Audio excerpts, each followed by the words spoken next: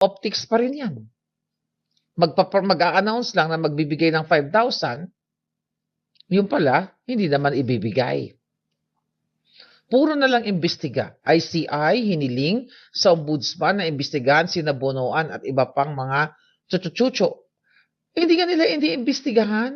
Yung 17 na kongresistang mga demonyo na sa pangungunan ni Romulo at kung sino-sino pa yon, ang 67 contractors na nakalink yung ibang contractors kay Sandro Marcos. Kay Charis ang hayop na yan. Tanungin mo si Charis. Diba? Manggugurgurwan? Charis, totoo ba? Sandro Marcos. Ito napost na rin to ni Cathy. Ang tanong, totoo bang pina-abort mo, pinalaglag mo ang anak nyo dapat ni Alexa Miro? Mamamatay tao ka. Kung yan ay totoo, dapat talagang, ayaw magsalita ito si Alexa Miro. Demonyo tong Marcos na to. Ang pamilya nila, tanongin mo, Sandro Marcos, pinalaglag mo ba, pinwersa mo ba si Alexa Miro para patayin ang anak ninyo? Tanongin niyo si Sandro Marcos. I hope si Alexa Miro magsalita. Magsalita ka. Wala nang kwenta. Imbestigahan. Wala namang nangyayari sa investigation. Imagine mo yung mga pangalan na nandoon sa Senate hearing. Okay? Pero mga engineer lang, yung mga taga DPWH, pero yung mga kongresista, si Tambaluslos na promotor dahil siyang Speaker of the House at si Lisa Tanas at si Bangag gustong ilabas sa picture. Itong si Saldico, although nakinabang, siya ngayon ang dinidiin. Kaya kung ako sa'yo, Saldico, di ba? Makakarating ka ba sa trial sa natin, Saldico? Fugitive ka na. O dilaglag ka ni Tambaluslos? Ano ka ngayon? Etong mga lumalabas ngayon, yan yung kinaso mo sa akin na nagsisinungaling ako. Tingnan mo, nagtatago ka ngayon. Bumabaliktad. Dahil ang Diyos mas makapangyarihan kumpara sa mga demonyong katulad ninyo. Kaya may balik yan. Recently, may sinabi si Vicky Bello na Pilipina daw ang number one buyer ng Hermes sa Europa. Ang nakarating sa ating information, ang asawa ni Zaldico, nakikinabang din sa SunWest na yan, corporation, na isang contractor, okay, na kinakasuhan dyan, ay kolektor ng Hermes. So, dapat yan investigahan. Senator Marcoleta, kung gusto mo mapanagot, okay, kayo dyan lahat, well, kay kong Marcoleta na lang, malink kung nasaan napunta ang pera diyan sa mga flood control. Pati si Francis Lloyd Tichua, yung nagpakidnap sa dalawa niya mismong anak sa tulong sa pakipagsabuatan ni Lisa Marcos, ni Marcos Jr., ni Teddy Boy Locsin Jr., imbestigan nyo, ipatawag nyo si Sheena.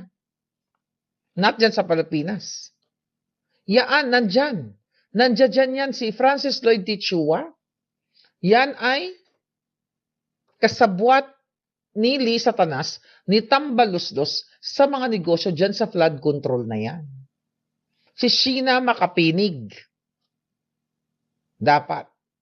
Yes, sabi ni Pleasure, dapat ipalunok ang Hermes sa kanila. Masyado na kayong kawawa. Alright?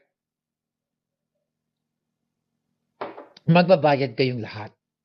Okay? Magbabayad lahat itong Marcos family na ito. Demonyong pamilya ng mga ito. Yang hayop na Lisa na yan, sabi ko sa inyo, pag dinisect nyo ang katawan, bawat buto, bawat tibla, pera ng bayan. Sa pag-inom ng alak na mamahalin, pagsinghot ng pulburon, kawawa kayo dyan sa Pilipinas. Minsan, alam nyo, habang pinapanood ko yung mga baha, yung mga biktima, Tinitignan ko may sawa pa do'n, nandun si Satanas gumagapang-gapang sa tubig, yang hayop na babaeng ahas na yan. Mga kawawa ating mga kababayan, but you don't care, yung iba sa inyo wala kayong pakialam. Sabi ko nagpapasalamat pa rin ako, you know, na wala na ako sa Pilipinas, na hindi ko naranasan yung kababuyan diyan sa bayan natin.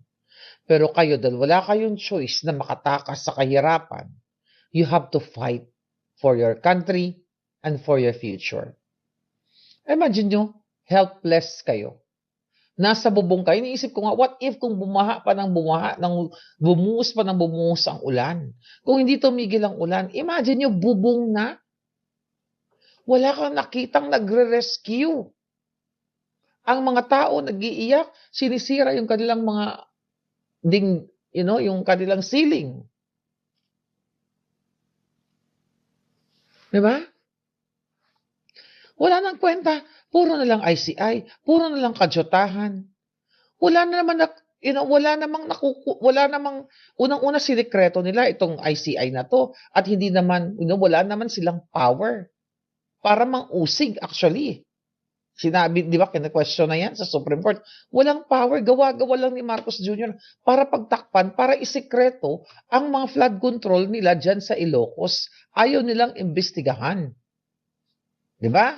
Yung sila Pahati na nakinabang dyan sa flood control na pinangalanan ni Marcoleta, bakit hindi yan hina-highlight?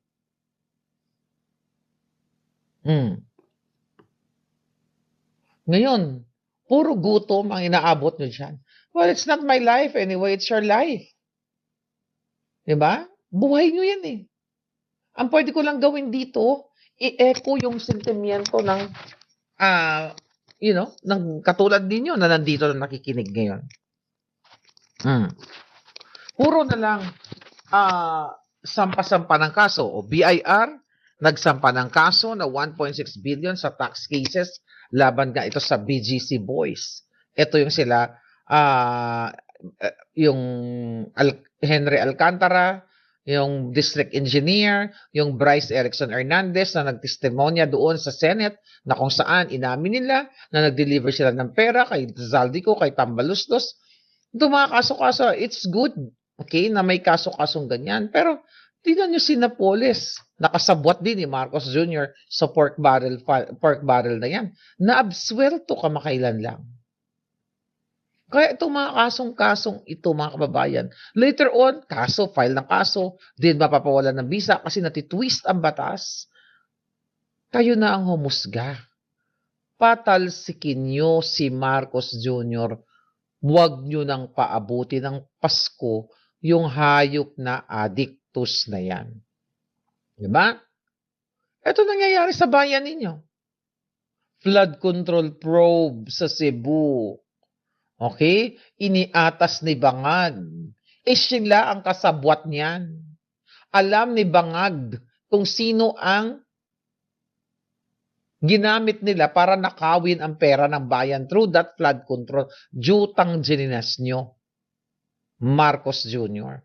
Puro ganito. Ilang September pa. Kailan pa ito lumabas? September, October, November. Ilang buwan na natin pinag-uusapan itong flood control. Nung nagka-leche-leche dyan sa Senate. Na si Guteza din discredit nila. Nagpalit na ng Senate President. Halos lahat magnanakaw yung nasa Senate at nasa Congress. Well, it's your life, mga kababayan. Kung gusto nyo talagang maayos ang buhay ninyo, kailangan nyo manindigan. You have to, sabi nga kailangan nyo mag-effort. Kasi kung hindi kayo mag-effort, kung hindi nyo papatalsikin ang mga adik, ang gobyerno nyo mabubulok talaga. Okay? Huwag nyo nang paabuti ng Pasko si Marcos Jr.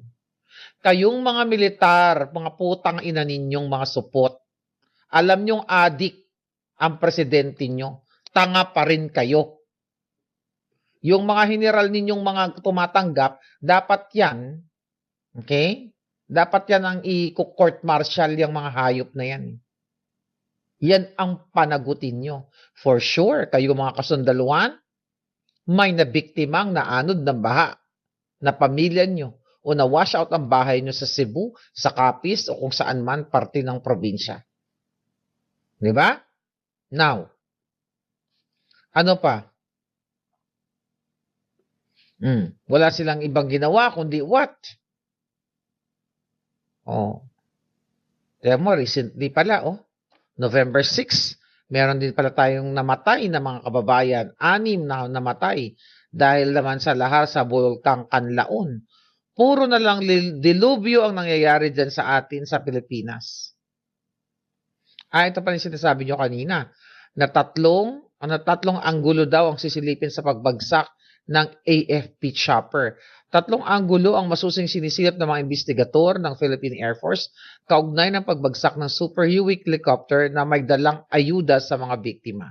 Ayon kay Colonel Cristina Vasco, spokesperson ng PAF, kabilang dito ay ang pilot error, kondisyon ng panahon at mechanical na depekto ng aircraft. Yun ang nga sinasabi ko kanina. Mechanical na epekto possible. Possible. Di ba? Maaring ang bulok-bulok na yung aircraft na yan. Baka surplus lang yan. O, ewan ko, tinipid na naman baka pati langis niyan o grasa niyan, tinipid ng gobyernong bangag. Kasi ninanakaw ng mga hayop na yan. My goodness, mga palangga. Sasabihin ni bangag, galit na galit siya. Nakita niyo to? Ito ba, gusto niyong danasin? Oops. Ayan. Gusto niyong danasin yung ganyan? Di ba? Gusto niyong danasin yung ganitong klaseng buhay? 26 billion flood control, di gumana. Okay. Matapos ang matinding pagbaha dulot ng bagyong Tino, kung saan maraming residente ang lubhang naapektuhan. Sinabi naman ni Clarissa Taratara, naisan niyang malaman ni Marcos kung nagamit ng tama ang 26 billion. BS. Huwag ka magpanggap, Marcos Jr., kawatang kang hayop ka. Dapat sa inyo nilulubog sa kumunoy 10 ng mga pamilya at kasabwat ninyo. Kung may parusa lang ng executive order, Maharlika 101 or 1, patay na kayong lahat. Nagbayad na kayo sa kasalanan nyo sa Pilipino. Most recently, November 6, anong drama ni Zaldico? Itutumba daw siya? Naku, Zaldico, anong kadramahan nito? Nangangamba daw siya, si Zaldico, na itutumba siya at meron daw siyang death threat na natanggap sa kanyang buhay kapag umuwi siya ng Pilipinas. Naku, tumigil ka nga, Zaldico. Dramatization 101 na naman to. Baka ito ang idadahilan mo sa hearing natin na may death threat ka. Pareho ka sa akin. Pareho tayo may death threat na ngayon. Mga drama-drama mo na naman. Alright. Sinasabing pagtapak pa lang daw Nico sa airport ay tatargetin na siya ng mga hard killers o maging vigilante. May ano ka? Nag-hallucinate ka na? Mga kababayan, ito mo kanya-kanyang drama nito. Sabi ko nga, kung gustong ipahuli ni Bangag to, huli na to. Kaso, ito yung mga dramatization 101 lang nila to. Pag umupa na, sabi ko nga, kung makulong man later on, let's say for example, kunyari makulong, mahatulan si Zaldico right away, kunwari lang naman, or si Tambaloslos, ipapardon lang ni Bangag yan eh. Wala na mangyayari dyan. Pardon, wala na kaso. Kaya tawad ang dapat talaga sa kanila bitay, patiwarik. Dapat tapusin ang kanilang history ng pagnanakaw sa lupang ito. Death penalty. Lahat ng magnanakaw sa gobyerno. Alam nyo, wala nang asenso Pilipinas. Kita nyo kayo. Kayong mga binaha. Akala nyo hindi matitibag ang bahay nyo, di ba? Nakita ko ang gaganda ng mga bahay ng iba. Mga spokening dollar. Well, Cebu is really spokening dollar. Nakita ko yung mga bata na talagang mukhang maaayos itong mga batang ito. May mga kotse. Sinasabi na may sasakyan sila. Yung iba kasi sa inyo, ayaw nyo makialam. Yun ang problema sa atin. Ayaw nyo makialam. Kasi you're not political person. You don't care about politics. May ganun kayong mentality, no? May ganyan kayo. Wala kayong pakialam, ganyan-ganyan, ganun-ganun. Ay, neutral lang ako, dadadada. O, tignan mo. Ang pagiging neutral mo ba, nakaligtas ka? Sa baha? Hindi ka nakaligtas. Kahit matibay yan, ito yung sinasabi ko sa inyo, na kahit matibay akala nyo ang pundasyon ng bahay ninyo, pag kayo ay didilubyuhin kayo ng times 10 because of that flood control na hindi na i-deliver sa mga probinsya nyo. Di ba? Nailigtas ba kayo? O, unless marami kayong pera na ipon. O kung mga kontraktor kayo o mga taong gobyerno kayo na marami kayong naipon, marami kayong offshore accounts o nagnakaw kayo na pwede nyo i-rebuild, ang inyong mga bahay. Paano kung pinagsikapan nyo lang yun? Galing sa retirement money ninyo. Nagturo ka, nagtrabaho ka for 25 years, 30 years, nakakubra ka ng ilang milyon, nakapagpatayo ka ng bahay. Goodbye, bahay na. Kasi hindi kayo nandigan. Kasi ayaw nyo makialam. Kasi neutral kayo. Wala ngang neutral sa mundong ito when it comes to pakikipaglaban sa inyong buhay o pakikipaglaban sa inyong future. Kasi pag neutral ka, ibig sabihin bulag ka. Nagsaside ka pa rin sa mga demonyo. Dalawang side lang. Whether sa good or bad. Well, pinili nyo mag-side sa bad na nagtatago sa salitang neutral. Kaya you deserve it. Kung ganyan ang mentality ninyo, I'm just talking to mga palangga, itong mga mentality lang ng mga tao. O tiyan mo, 10.9 thousand hearts tayo sa Maharlika. Anong ibig sabihin yan?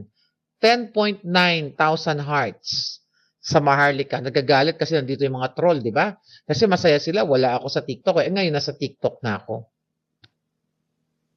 So I challenge you, even si Chavit Singson, I challenge you, Manong Chavit, ang gawin mo, forensic mo, uli yung video na ni Marcos Jr. na sumisinghot siya. Bakit?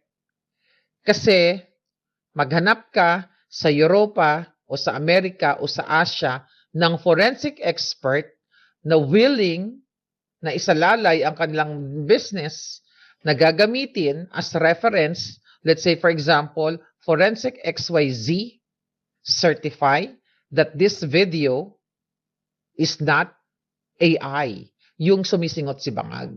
Kasi yung forensic company na pinag-test, forensic ko sa kay Bangag, ay small company at nagpumirma ako ng, may pinirmahan ako doon na hindi ko pwedeng i-disclose ang company niya kasi baka patayin siya ni Marcos Jr. So dahil ikaw ay Chavit Singson ka, you're very credible, former governor, you are known sa abroad or dito, yan ang gawin mo, Manong.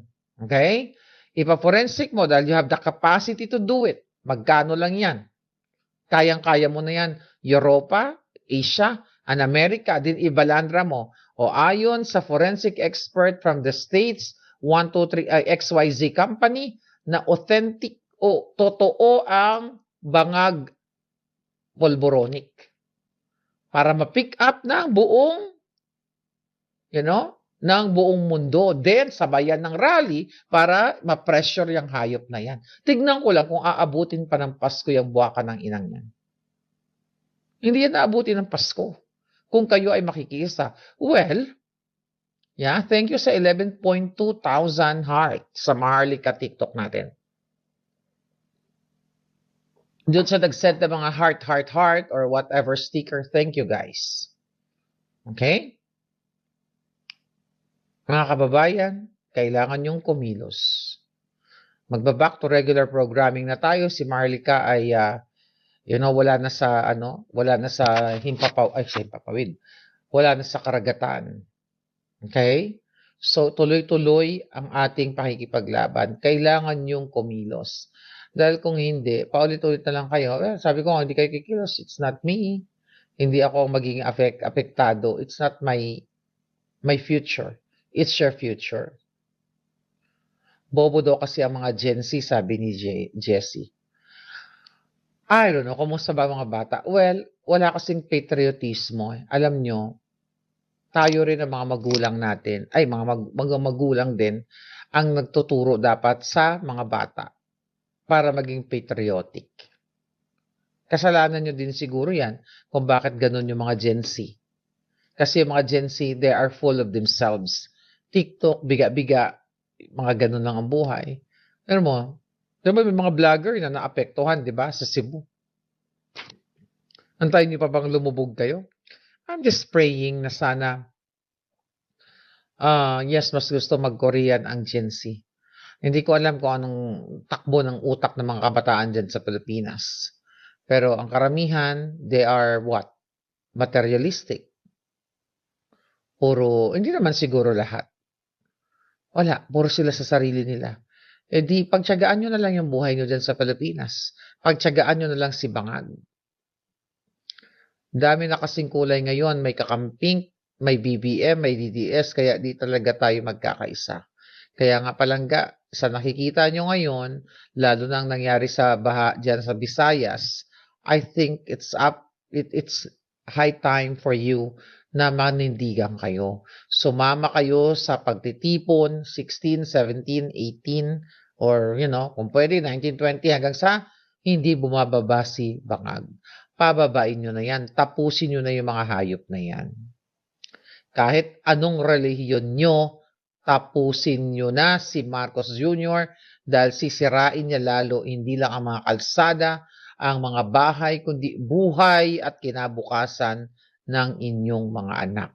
Pero kung gusto nyo talagang sirain ang buhay ng inyong pamilya at ang inyong mga anak, ayan.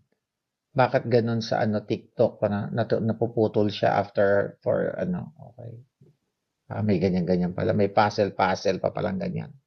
First gift, star, star, star. Thank you, palangga. Okay. Okay. Sino yan? Super fun. Pin natin. Be my first subscriber. Alright. Thank you, palangga. Hindi ko mabasa yung pangalan. Si Tweetums. Nagpadala ng rose na mabango. Alright? So, yun lang naman ang balita eh. Kamatayan ng ating mga kababayan, mga bata na nakadapa. Kung gusto nyong maranasan yan ng mga anak nyo, edi huwag kayo kumilos. Kung gusto nyo sa susunod na mga bagyo kayo na ang biktima, huwag kayong kumilos, huwag kayong makialam. Suportahan nyo si Marcos Jr. Yung pagiging addict ng presidente, suportahan nyo. Sumigaw pa kayo, bangag-bangag. Ganyan. Tapos wag kayo iiyak. Kapag kayo na biktima, nakita nyo mga kababayan natin, kawawa. For sure, hindi sila supporter ng bangag. Kayo dyan sa Maynila, pag binaha na kayo, inaratay na kayo, wag kayong iiyak, sumigaw pa rin kayo. I love bangag. Mag-addict ka lang, Marcos Jr. Yan ang gawin nyo. Huwag kayo iyak-iyak. Huwag kayo humingi ng ayuda. Uminom kayo ng putik ng tubig. Sasabihin nyo, ang sarap.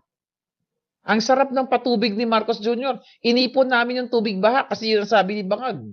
Higupin namin. Okay? Yan ang gawin nyo. Huwag kayong sumama. Magpakalubog kayo sa problema.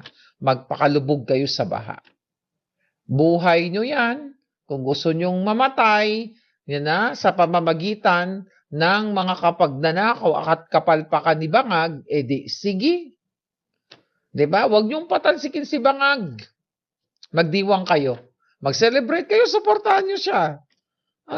Pero sabi ko nga, once kayo na ang binaha at kayo na inaratay, huwag kayo iiyak. Huwag kayo hingi ng ayuda kasi you deserve it. Diba? Deserve nyo yun eh. Ayaw niyong kumilos, edi yun na yun. Yun na yung tanggapin nyo sa buhay ninyo. Anyway, mga kababayan, nakakagalit ang nangyayari sa Pilipinas.